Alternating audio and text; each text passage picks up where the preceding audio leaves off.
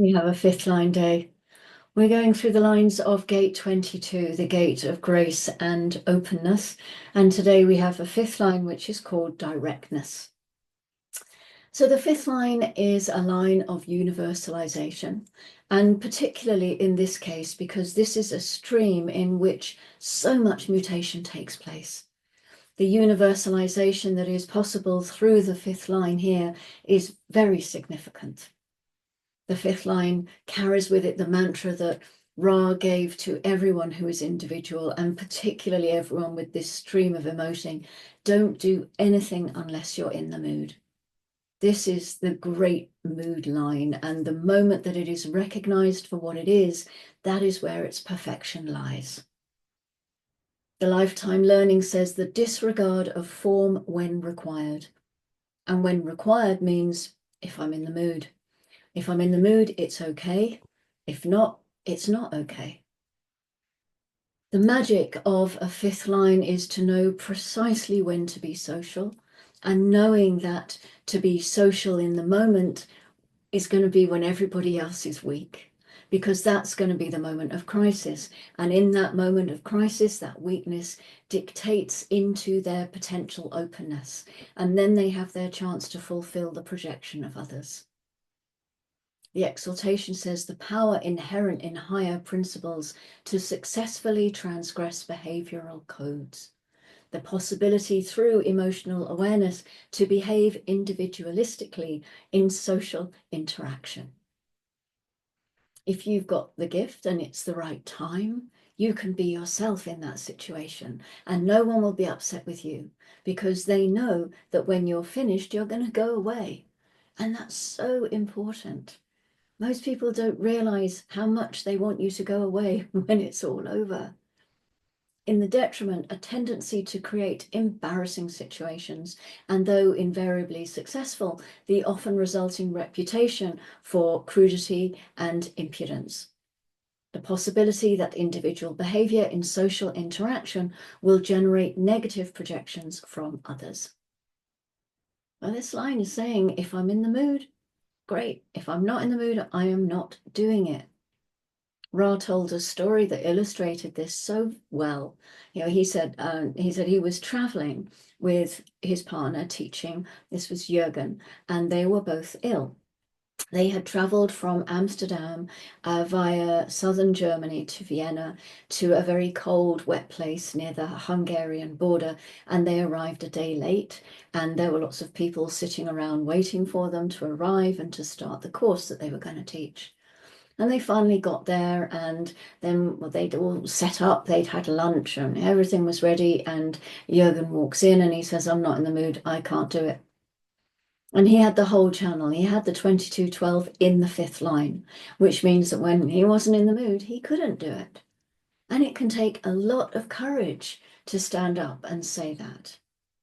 And it turned out fine because Henrietta stood up and did the course, and apparently it all went extremely well, and Jürgen went to bed and got better.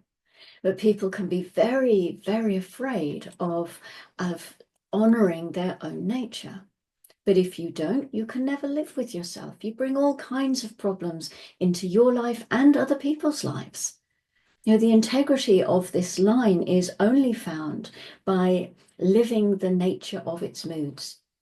Only in honoring its moods does it honor the deep potential that lies in that, which is to be graceful.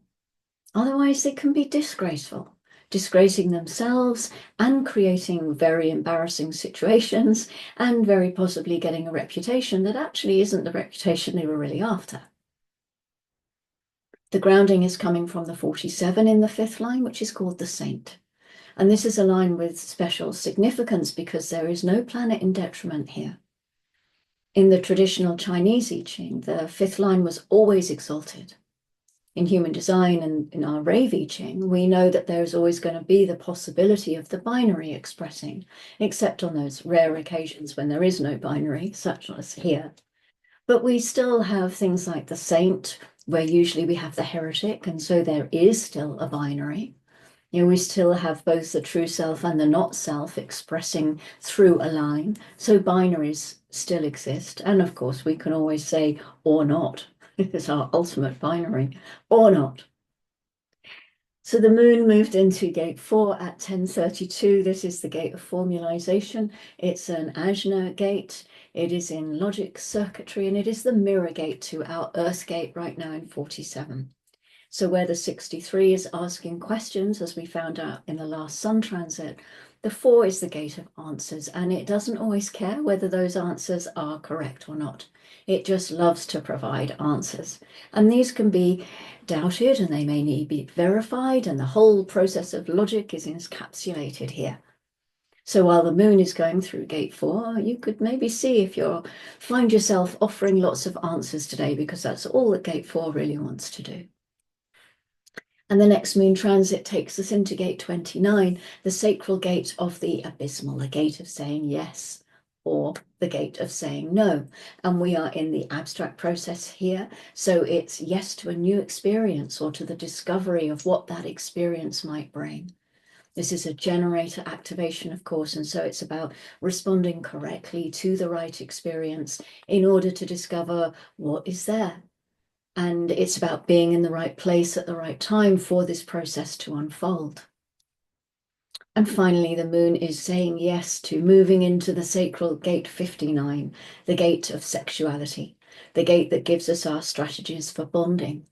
And we have a channel here because the moon is meeting the south node, which is currently in gate 6. This is the channel of mating, a design focused on reproduction. But reproduction of what? Again, it's a sacral gate, 59. So this channel operates in response. So it doesn't matter what, in a way, is going to be reproduced as long as it was responded to correctly in the first place. That's our gate 5. Thank you. No, it's not our gate 5. That's complete crap. That's our 5th line.